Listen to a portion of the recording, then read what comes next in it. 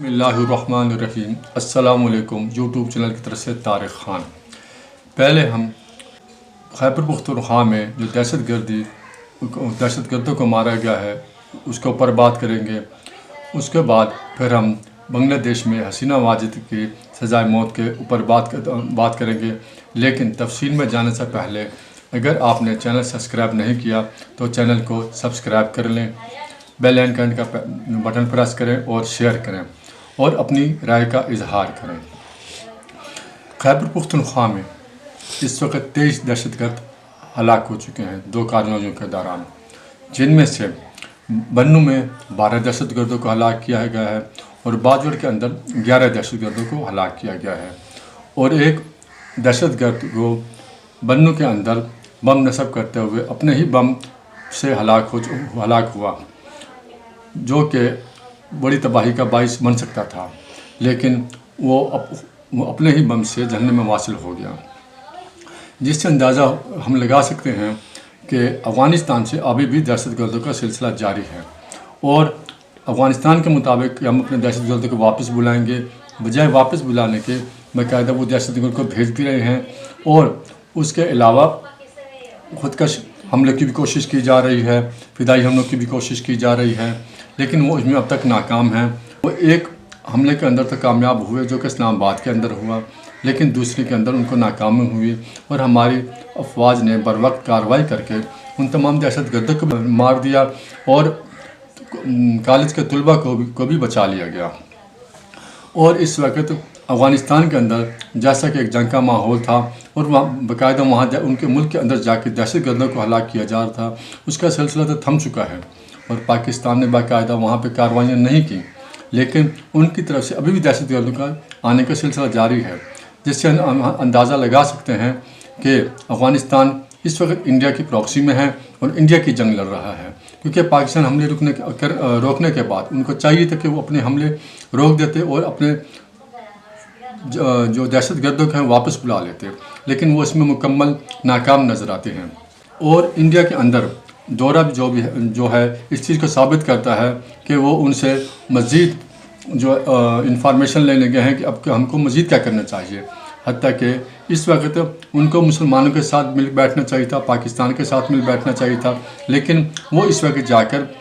India के अंदर बैठ गए हैं और इस वक्त पाकिस्तान के अंदर पाकिस्तान में दहशतगर्दी करवा रहे हैं,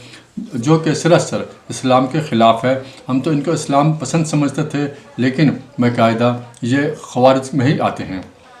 उसके बाद दूसरी बात हम बांग्लादेश की बात करेंगे। बांग्लादेश के अंदर हसीना वाजिद, जिसने जमात इस्लामी के बहुत से रहनुमाओं को फांसियाँ दी थी और जिनमें से 3 उनके मेन रहनुमा थे, लेकिन वहाँ पर अपने ही कानूनों को लागू किया गया, अपने ही कवानीन पास किए गए और आज वही हसीना वाजिद को मुकाफ़ात अमल के तहत उसके अंदर उसको ख़ुद फांसी हो चुकी है, जो कि मुकाफ़ात अमल है। और इससे हम अंदाज़ा लगा सकते हैं कि एक न एक दिन इंसाफ होना होता है।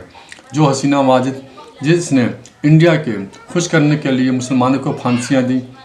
जमात इस्लामी के लोगों को फांसियाँ दी और लोगों को दबा कर रखा, अपने कवानीन पास किए, लेकिन उसके बावजूद भी वो इस चीज़ से बरी ना हो सकी और वो आज एक मफरूरों की ज़िंदगी बसर कर रही है। इसी तरह हम अपने पाकिस्तान को देखें तो पाकिस्तान के अंदर भी यही चीज़ें चल रही हैं कि पाकिस्तान भी ऐसे कवानीन पास कर रहा है जिससे ऐसा लगता है कि ये जिस पार्टी को चाहे दबा देंगे और जिसके पार्टी को चाहेंगे अपने साथ मिला लेंगे और जजों को भी अपने लिए इस्तेमाल करेंगे। लेकिन आने वाले वक्त में किसी को नहीं पता कि जैसे बांग्लादेश के हालात बदले हैं और बांग्लादेश में वही अदालतें उनके ख़िलाफ़ फैसले दिए और आज वो मफरूर हैं। अगर हुकूमत ने यही रविश बरकरार रखी तो हो सकता है कि आने वाले वक्त में मुकाफ़ात अमल के तहत इनको यही अदालतें इनको भी कल सजा दें और ये अपने इन्हीं के ख़िलाफ़ इस्तेमाल हो जाएं। इसलिए पाकिस्तान की हुकूमतों की भी चाहिए कि आवाम को रिलीफ दें, मुल्क में महंगाई का ख़ात्मा करें और ख़ुद मुख्तारी का इजहार करें और ख़ुद मुख्तारी के तहत चलें। और दूसरी तरफ ये बात खुश आइन है कि पाकिस्तान की एक चीज़ तो काबिल इस्ताइश है कि पाकिस्तान की हिकमत अमली कामयाब जा रही है, क्योंकि पाकिस्तान जिस तरह इंडिया का अमेरिका के सामने घुटने टेकना और चीन ने भी एक वक्त में अमेरिका की बात मान ली और रूस से दो कंपनियों का जहाँ से तेल सप्लाई हो रहा था उसको मना कर दिया गया और इंडिया ने बाकायदा वहाँ से 10% कोटा लेने का ऐलान भी कर दिया, जिससे जाहिर होता है कि पाकिस्तान ने दूरअंदेशी का देखते हुए अमेरिका का साथ देने का फ़ैसला सही किया था कि बाद में शर्मिंदा होकर और जलील होकर वहाँ पर जाने से इज़्ज़त में रहना बेहतर है। और इस वक्त पाकिस्तान की पॉलिसी कामयाब जा रही है, जिसका अंदाज़ा इससे लगा सकते हैं कि इस वक्त रूस के भी दौरे किए जा रहे हैं और वहाँ पाकिस्तान का भरपूर इस्तकबाल किया जा रहा है। सऊदी अरब के अंदर भी पाकिस्तान की इज़्ज़त है, अमेरिका के अंदर भी, तमाम दुनिया के अंदर पाकिस्तान की इज़्ज़त है, जिससे हमारी कामयाब पॉलिसियों से जाहिर होता है कि हमारी पॉलिसियाँ हुकूमत की कामयाब जा रही हैं।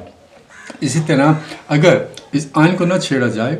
और मुल्क में आवाम को भी खुश रखा जाए और आवाम को फ़ायदा दिया जाए और यहाँ पे रोज़गार के सिलसिले को बढ़ाया जाए और मुल्क में तरक्याती काम ऐसे कराए जाएं जो आने वाले वक्त में नज़र आएँ, तो इस नए आइन बनाने की ज़रूरत ही पेश ना आए। और क्योंकि आज 27वीं आइन बनी है और दोबारा ऐलान किया जा रहा है कि अब 28वीं आइन बनेगी, 28वीं तरमीम होगी, जिससे हम तरमीमों के अंदर रह रहे हैं। इन तरमीम की बजाय और आवाम की नफ़रत को हासिल करने की बजाय अगर आवाम को रिलीफ दे दिया जाए और आवाम के अंदर महंगाई का ख़ात्मा किया जाए,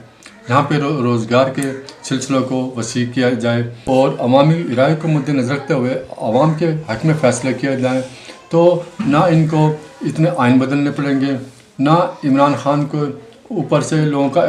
एतमाद भी ख़त्म होगा और इनके ऊपर लोगों का एतमाद बढ़ेगा। लेकिन अगर ये आवाम के लिए काम नहीं करेंगे और सब आइन बदलेंगे तो कल यही आइन इनके ख़िलाफ़ भी इस्तेमाल हो सकते हैं।